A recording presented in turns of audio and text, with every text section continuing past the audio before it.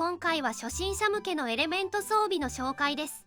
まずはスタークロムがない人向けの装備から。構成は速射スタイルのエレメント ×2。武器はフレイムレゾナンス異能。エレメントグレートワンズ、状態異常を中心に持っていきます。マスター難易度までは雑魚を無視できるのでボスダメージ中心のビルドがおすすめです。パーツは命中精度重視です。サブ武器はハンティングマークを付与できるスポットオンかブルーフレーム。構成は速射スタイルの弱点 ×2。武器はハンティングマーク増幅精密。パーツは命中精度重視。防具は重装 ×4。バーベキューグローブ、雪氷ブーツ。エレメントのステータスを盛りつつダメージ軽減もできるのでダウンしづらくなると思います。始めたての頃は復活用のアドレナリンのコストも重いのでその点でも良いと思います。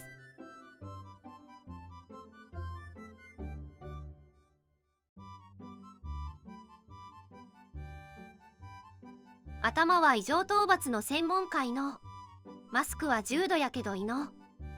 トップスは青モッドの異常強化異能。ズボンは青モッドの異常強化異能。グローブはエレメント強化異能。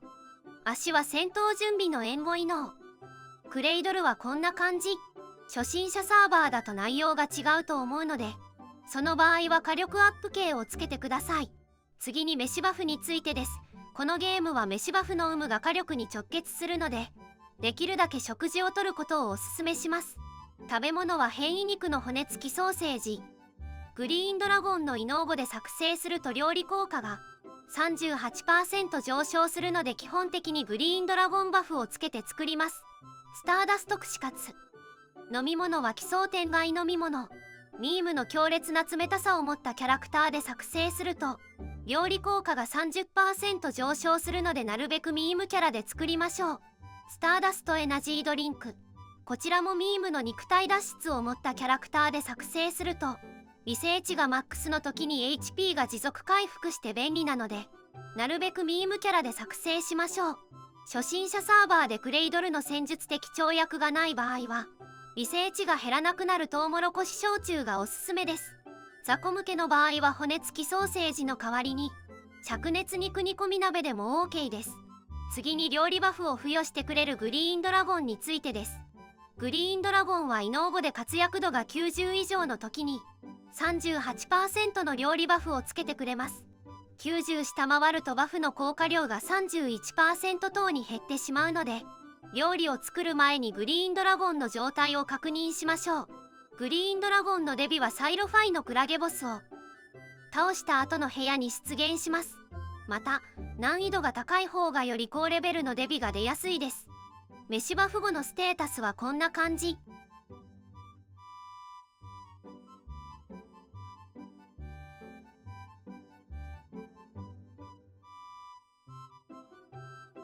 実際にカカシを打ったダメージはこんな感じです。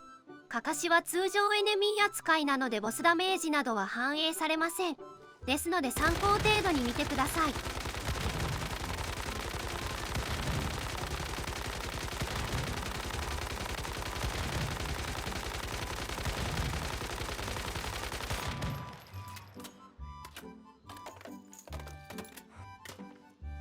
次にレッドラを使って1マガジン打った場合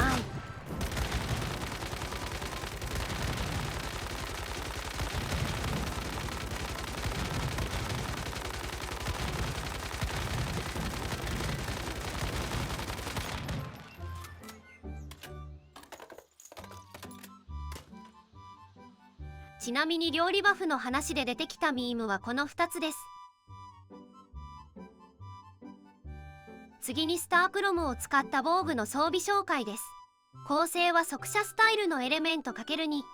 武器はフレイムレゾナンス異能。パーツは命中精度重視。サブ武器はスポットオンかブルーフレーム。構成は速射スタイルの弱点 ×2。武器はハンティングマーク増幅精密。パーツは命中精度重視。防具はアサイラム ×3。セイビアー ×2。バーベキューグローブ。アサイラム ×4 でも良いのですがセイビアーだと薬のクールダウンが短縮されるのと重機と状態異常ダメージが上がるのでこちらを採用しています。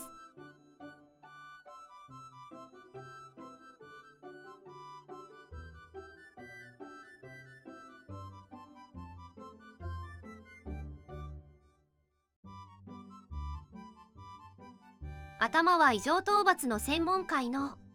マスクは重度やけど異能。トップスは異常強化異能。もしくはクイックリターン異能。青モッドの効果がかなり強いので、エレメント、グレートワンズ、状態異常の組み合わせで、モッドのステータスが金、紫などの高品質のものが完成したら、クイックリターンに変更しましょう。ズボンは異常強化異能。もしくは再補給異能。RPD の弾数が多く、リロード頻度が少ないので、銃器と状態異常ダメージバフも維持しやすくて相性が良いです。グローブはエレメント強化異能。足は戦闘準備の援護異能。クレイドルはこんな感じ。食事後のバフはこんな感じ。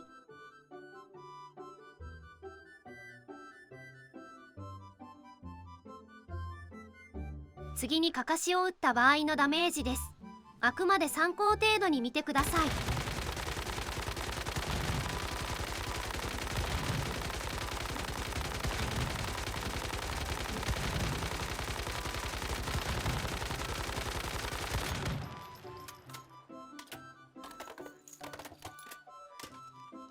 次にレッドラと一緒に打った場合です。レッドドラゴンの入手方法はグリーンドラゴンと同じで、サイロファイのクラゲボス撃破後の部屋に出現します。グリーンドラゴンかレッドドラゴンのどちらかが出現するので、周回してみてください。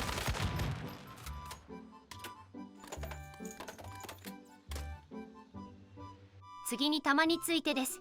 タングステン鉄鋼弾などの上位の弾には超感覚強度足す 15% などの効果がついています。エレメントダメージは超感覚強度の数値が高いほどダメージが増えるので、より上位の弾を使うのと防具の星を上げて構成をすることが重要になってきます。タングステン鉄鋼弾の超感覚強度は1052。同性の弾の超感覚強度は915。まずは同性の弾を撃った場合、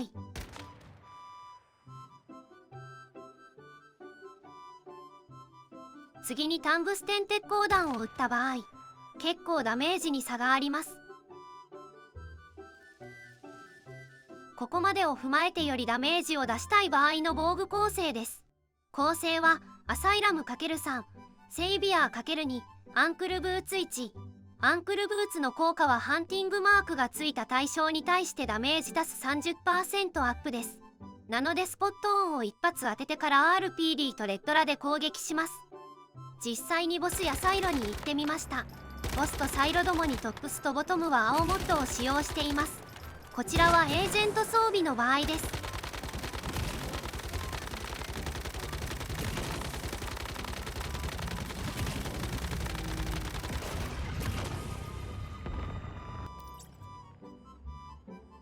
アサイラム装備の場合、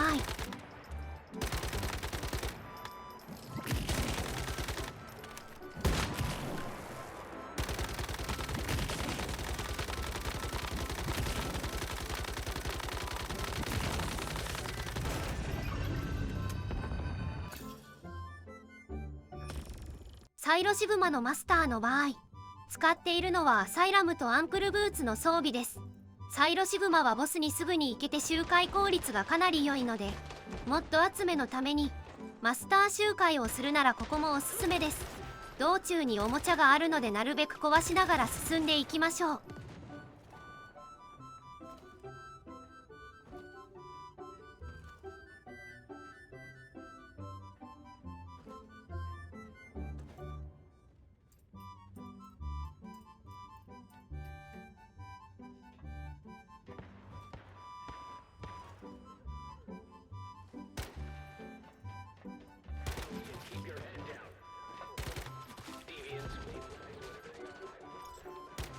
2段ジャンプをして戦術的跳躍のバフをためつつ、レッドドラゴンとスポットオンで攻撃してから RPD を打つと、火力が足りていればワンパンできます。仮にワンパンできなくても、ボスに火傷の状態異常を付与してからガトリングを持つと、火傷のダメージが入るのでワンパンできなくても特に問題ありません。最後にサイロシータです。装備はアサイラムとアンクルブーツの構成です。シグマのサイロと比べてちょっと移動が長いですが、裏ボスの報酬も手に入るので、やりやすい方を周回すると良いと思います。直接ドロップで理想のモッドが出ることは稀なので、集めたモッドはモッド合成をして良いモッドを作りましょう。